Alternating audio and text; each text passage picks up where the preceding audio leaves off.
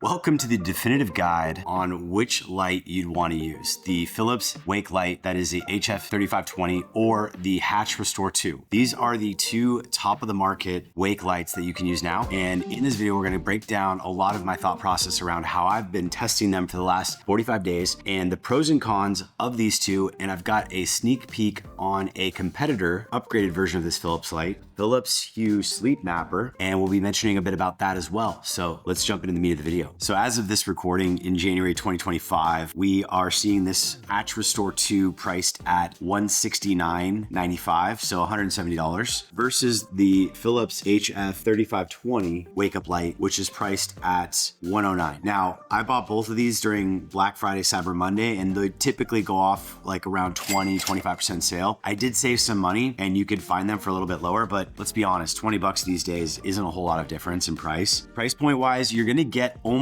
the same functionality from both of these lights. Aesthetically, they're both very nice looking lights. It's a little bigger. I would say the Hatch Restore to me is a little more modern with the sort of like velvet here, whatever you want to call it. It's not really velvet, it's some kind of material, but it's all very much, synthetic. I've also got Philips Hue Sleep Mapper, although I will mention that this light itself is not enabled smart. And I have, for the life of me, for the last 3 to 6 months, not seen the actual Sleep Mapper enabled version of this lamp available for purchase on Amazon or elsewhere. This version is actually a lot better. And I know that's not very helpful for you if you're looking for reviews, but I'm just gonna tell you off the bat, I'm not the type of reviewer to just kind of like drag you on. There's no reason to get this unless for some silly reason you just don't have a Bluetooth speaker and you absolutely want the auxiliary plug-in on the back, which is trash. The speaker is not great. It's very like shiny. The middle kind of is funky, and even the lighting and the buttons and the menus on the actual front of this light, I don't find them very appealing. I think the soft look and feel of this light is a lot better, and it just has more of a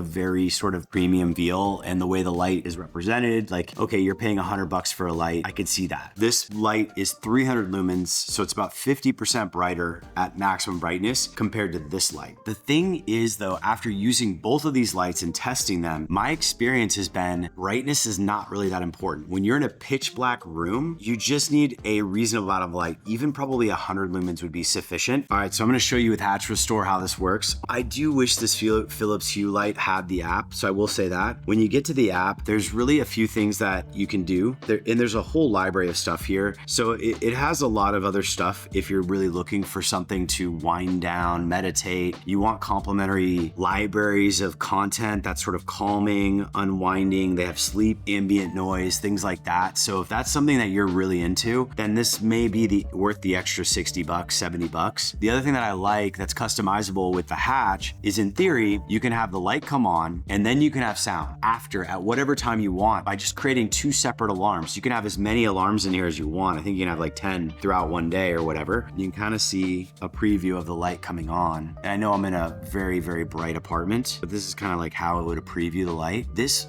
will actually create light in your room. I just want to compare the brightness, right? That's really what we're looking for. I mean, in theory, technically, maybe this light here on the far left is actually the most bright. But again, I'm telling you, if you're in a blackout room and you're using a wake-up light, or even in a room with a little bit of light, I won't say that. If you're in a dark room, you really don't need to worry about the brightness on the Hatch Restore. Like, it's plenty sufficient. So there's no functionality on the HF3520 as far as flexibility for color. You cannot change this color. It will sort of be orange and then go brighter. The Hatch gives you plenty of flexibility, but is about 50% less bright than this light. As I mentioned, the buttons on here are just not that great in terms of their intuitiveness. I mean, I don't know about you, but I don't know what, I guess I'm closing my eye means I'm turning off this light, and then opening eyes means I'm waking up and turning on. With this, the buttons are very, very clear, right? You have an alarm bell here with a number 2, and then you have, literally, you can just control the light right here. All right, so from a summary perspective, this is the light I would choose. I just don't see justification with the Hatch because the actual app on the light doesn't work consistently. The phone app has bugged out on me a couple times. As much as I like it, I don't use any of the extra features around the library for calming down. Like, I don't need that. I really just want a solid wake-up light. And from a test perspective, as you saw in the footage, the lowest light is pretty comparable, with this one getting a lot more bright light. The sound on both of them is pretty good too. This one has like a little bit of bird chirping. It's really quite peaceful. There's a little edge in the library, but you know, I don't want to subscribe to their subscription service. I don't think for $60 more on a $100 item, 60% more cost, it's really worth it. And the intuitiveness and the ability to control the alarm from the actual device is non-existent. I'm gonna stick with the Philips smart light over the Hatch. I don't think in 2025 that the Hatch has come far enough with their app, and I really wish the Philips did have app enabled and they went back to something less janky, not as like low quality, because this light feels like a step back. Wake light wise, these are two of the gold standards. You can't go wrong with either, but I do think with the Hatch, you are potentially gonna have more issues with the app if it's not reliable. Philips just gives you like very out of the box solid features. And also, if you don't want Wi-Fi in your room, I'm someone who's very careful and cognizant of. That's another kind of sort of last cherry on top that the Philips gives you, with the caveat that you can't create as much customizability. You've only got 2 alarms, but that's all I have for you for now. Thanks for watching, and I will see you on the next one.